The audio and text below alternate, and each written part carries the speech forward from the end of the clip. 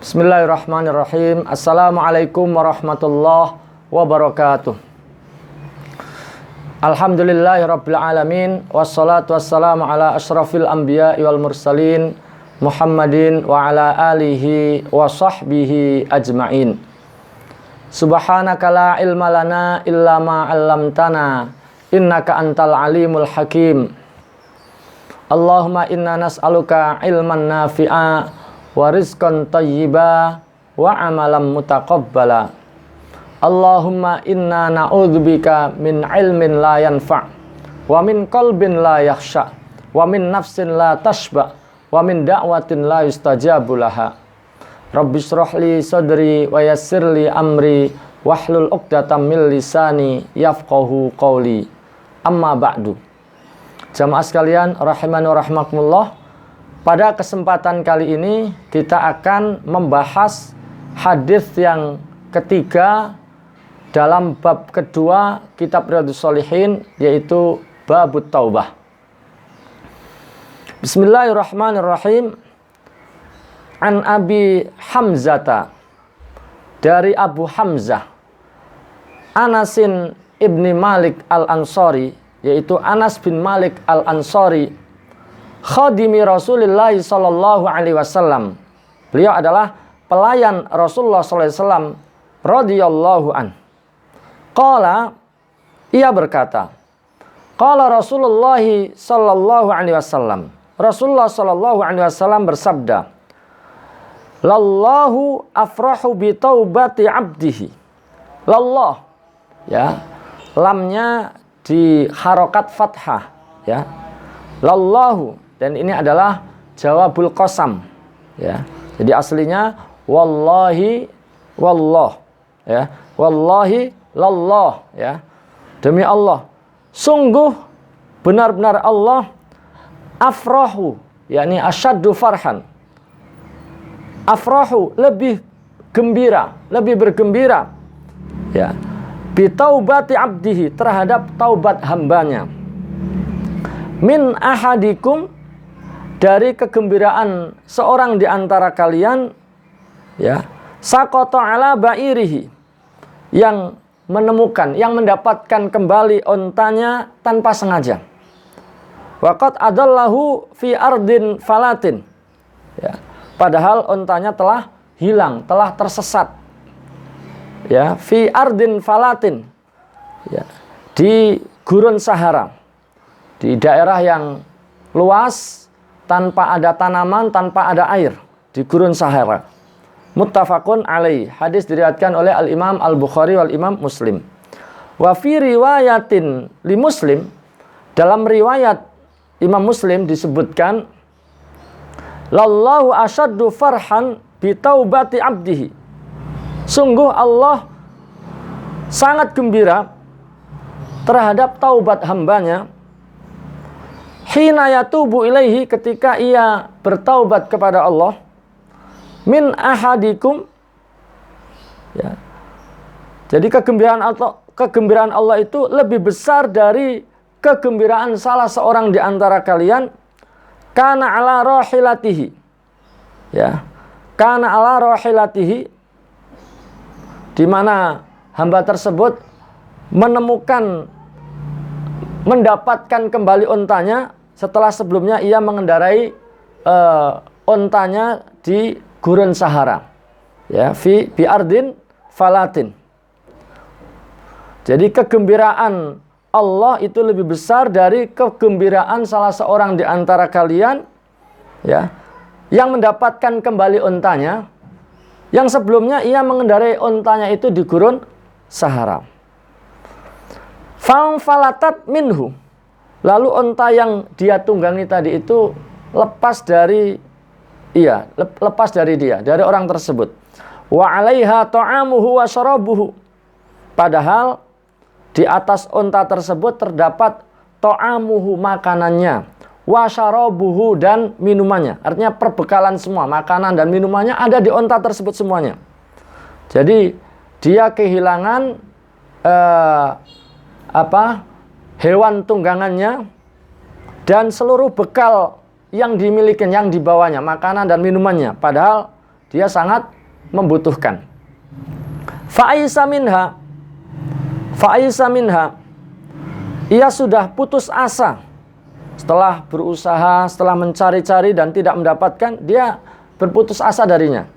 Fa'ata syajaratan, kemudian dia mendekat kepada sebuah pohon. Fattaja'a fi dhilliha. Ya, kemudian dia berbaring di bawah naungannya, di bawah pohon tersebut. Untuk apa? Untuk istirahat, untuk rehat setelah capek mencari unta dan tidak mendapatkan. Waqad aisa min rahilatihi. Dan dia sudah putus asa. Dia yakin, dia merasa yakin bahwa untanya tidak akan kembali. Ya. Dan pada saat itu dia sudah benar-benar pasrah menghadapi kematian. Karena dia berada di daerah yang tidak ada tanaman, tidak ada air. Sementara seluruh perbekalannya, makanan minumnya ada di unta itu dan untanya hilang. Untanya terlepas dari dia dan dicari tidak diketemukan.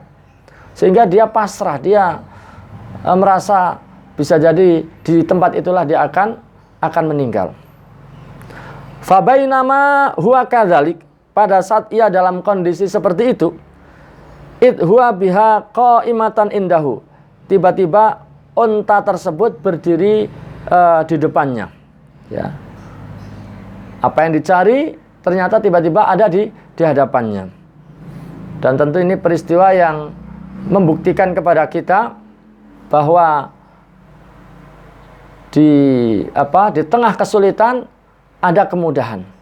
Di tengah kebuntuan Allah berikan jalan keluar. Ya.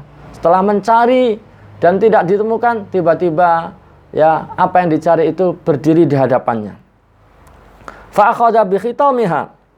Ya, maka ia pun memegang kendali ontanya tersebut. Tsumma qala min syiddatil farah. Kemudian dia mengucapkan perkataan ya karena saking gembiranya, saking senangnya, dia mengucapkan apa? Allahumma anta abdi wa ana rabbuk. Allahumma ya Allah, anta abdi, engkau ya Allah adalah abdi hambaku. Wa ana rabbuk, sementara aku adalah Rabbmu, adalah Tuhanku. Sementara ya wa ana rabbuk, sementara aku adalah Tuhanmu. Nah, ini ucapan yang diucapkan orang tersebut saking gembiranya sampai mengucapkan perkataan yang salah. Akhta'a min syiddatil farah. Ya, dia salah mengucapkan karena saking gembiranya. Mestinya yang diucapkan adalah Allahumma anta rabbi, ya Allah engkau adalah Rabbku, wa ana abduk, sementara saya adalah hambamu. Tapi karena saking gembiranya, saking senangnya, ya, sampai dia tidak sadar, tidak sengaja dia mengucapkan Allahumma anta abdi wa ana rabbuk, ya Allah engkau adalah hambaku sedangkan aku adalah Tuhanmu. Jamaah sekalian rahimani wa rahimakumullah. Yang pertama terkait dengan Anas bin Malik ya. Jadi yang meriwayatkan atau mengkisahkan kisah ini adalah Anas bin Malik. Ya. Berasal dari Rasulullah Shallallahu Alaihi Wasallam. Nah, siapa Anas bin Malik? Yaitu beliau adalah Anas bin Malik al-Ansari al-Hajraji. Ya. Beliau sahabat Ansar dari suku Khazraj. Ibu beliau namanya Ummu Sulaim, ya, namanya Ummu Sulaim.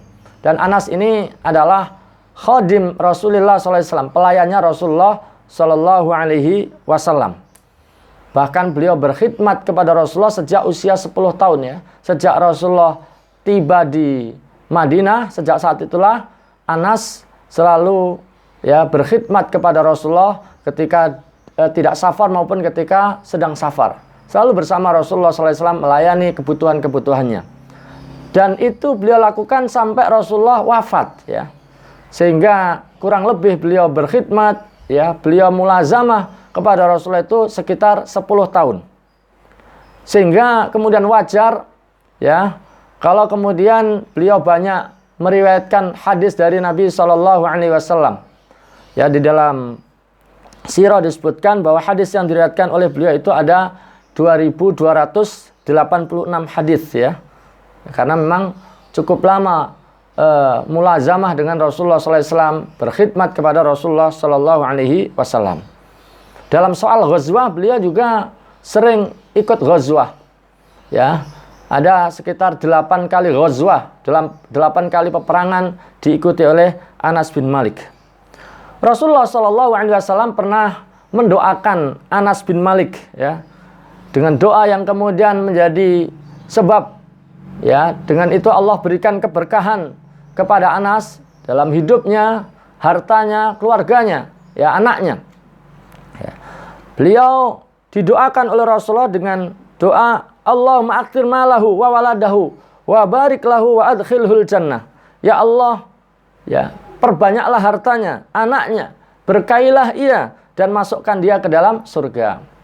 Dalam riwayat yang lain disebutkan doanya itu berbunyi, Allahumma rzuqhu malan wa waladan wa barik lahu. Ya Allah, berikan kepadanya, ya, rizki berupa harta dan anak, serta berkailah ia. Nah, jamaah sekalian rahimakumullah, berkat doa inilah kemudian di dalam sirah disebutkan bahwa Anas diberikan harta yang banyak. Bahkan beliau tergolong orang yang paling kaya di kalangan sahabat Ansor, ya. Begitu pula soal anak, ya, juga luar biasa dengan doa Rasulullah SAW tadi. Dalam sirah disebutkan bahwa Anas memiliki 125, ya. Jadi 125 anak. Saya saja hanya, ya, alhamdulillah, ya, Allah karuniakan kepada saya 5 orang anak. Ini Anas diberikan anak 125. Subhanallah.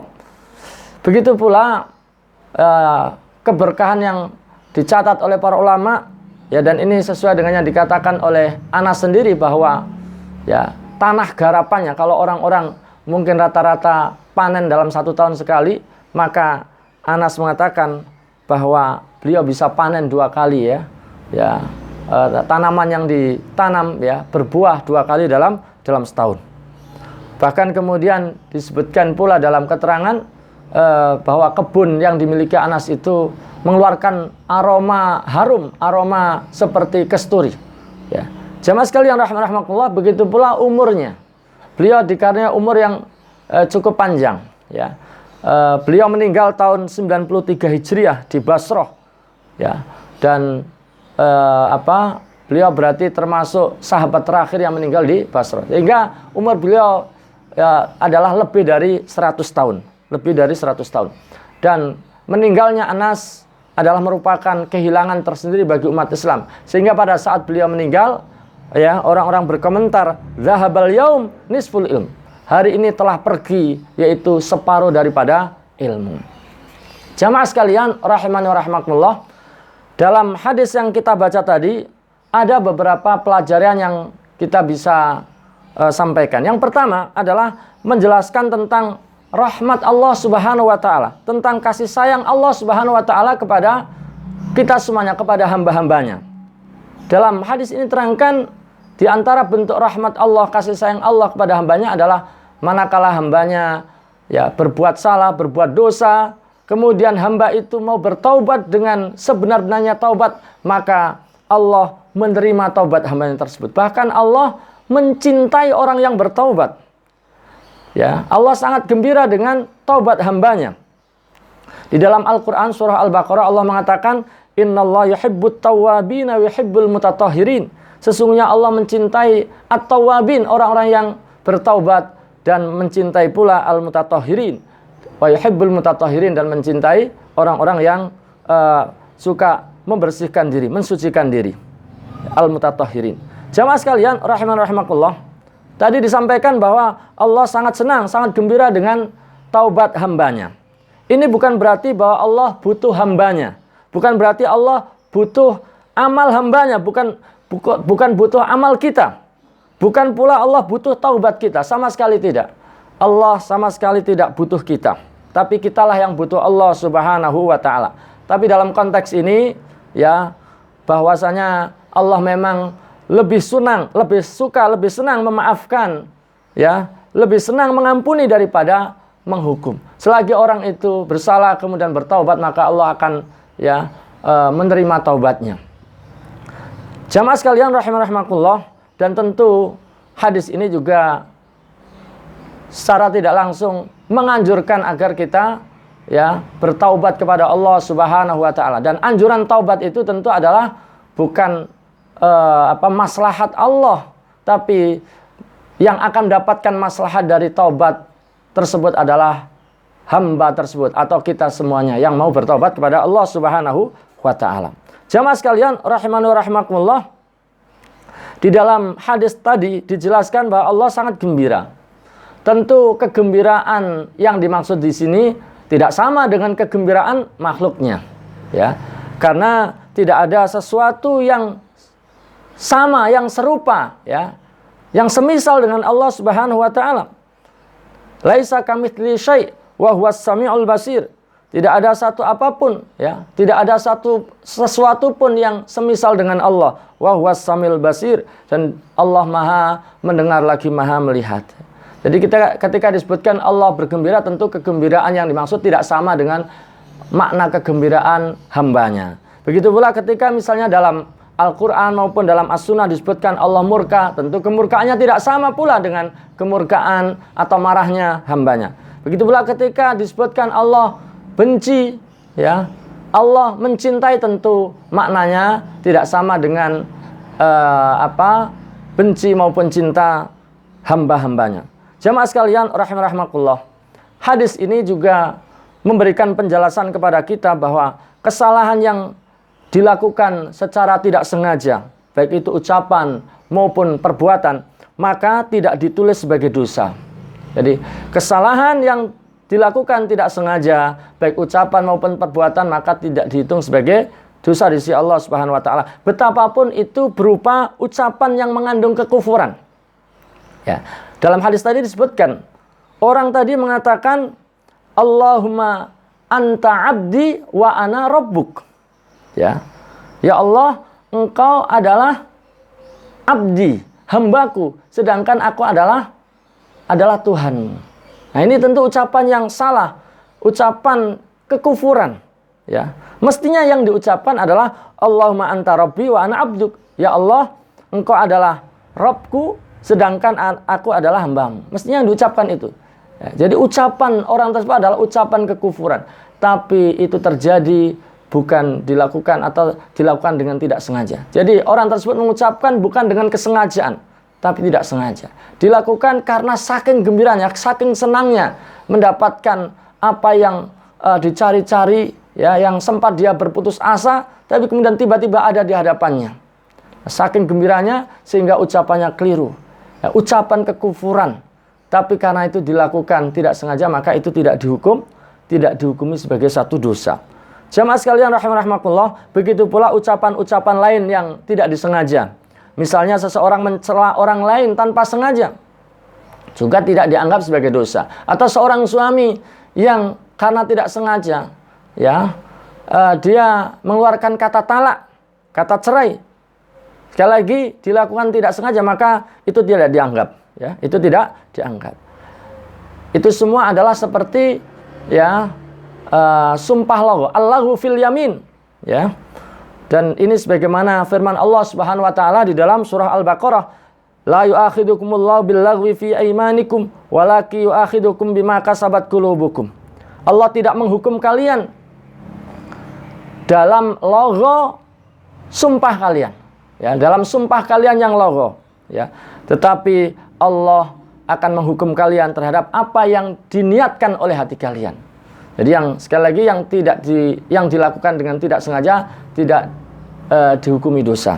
Jamaah sekalian rahimakumullah, itu kalau tidak sengaja.